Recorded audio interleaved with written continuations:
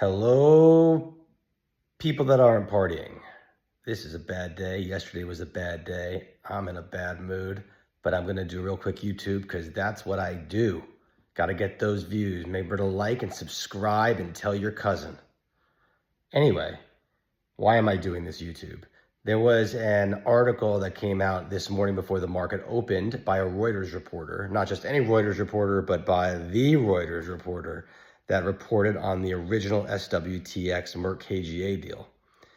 The article this morning said that large biotech deals are slowing as a result of Trump's tariff war and uncertainties in the market.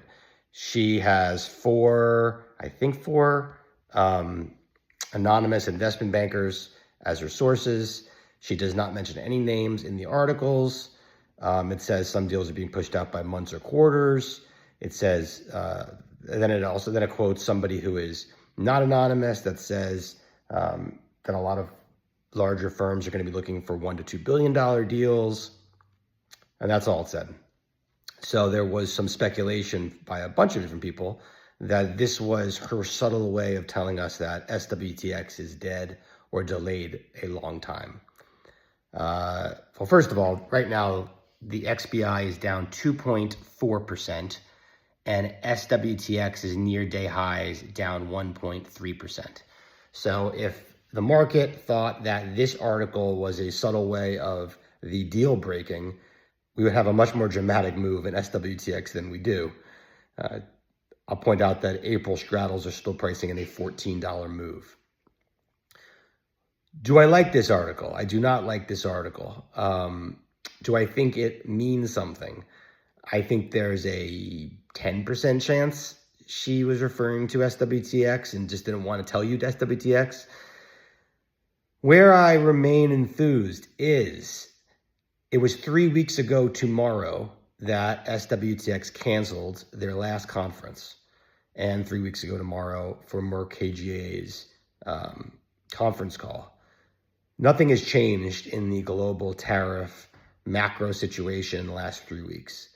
Things were pretty bad 4 or 5 weeks ago, and I find it hard to believe that the company would have canceled that conference if things were dead or they were being pushed out by months or quarters. So no, I do not think this reads into anything. I would be lying if I told you that I wasn't incredibly nervous about SpringWorks having a deal in the coming weeks ahead of my April OpEx. I'd be lying if I didn't tell you that the general market in general wasn't scary to me. But I don't place a huge amount of significance on this article.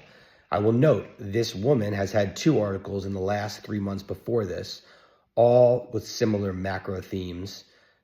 One was at the beginning of March. She co-authored it with 2 other people, saying that global M&A is going to slow or is being cautious as a result of the Trump tariffs. And then the other article was in January, where actually she talked about how people in pharma were enthused about deal making in 2025. But she had a slowdown article at the beginning of March. So you might ask, why wouldn't she just come out and say SpringWorks is slowed or dead or whatever?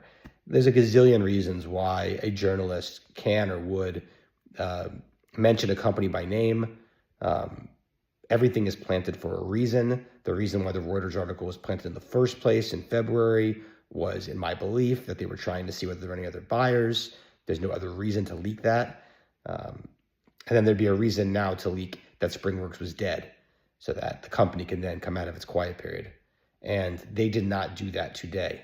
And it seems unlikely we're going to get an article by that woman about SpringWorks in the near term since she just posted this article. So I am still very cautiously optimistic. At $46, again, if you don't own options, it's like $5 to $10 down and 15 to 30 up. That's kind of, your ballpark here. And clearly the market's not pricing in a 50-50 odds of a deal, certainly not in the near term. So I don't think you're paying for a lot. I don't think a lot has changed. I don't think SpringWorks is a risky company for a large pharmaceutical company in the wake of tariffs or Medicaid issues. And I don't think that a C-suite is going to be really that cautious about buying this as a result of regular macro or other recessionary issues, which again would have no effect on SpringWorks, or from a global tariff uncertainty. So that's it. That's all I wanted to say. Hopefully you won't hear from me again unless I really have to do something, an update, and then I will. All right, let's hope tomorrow's a better day. Bye.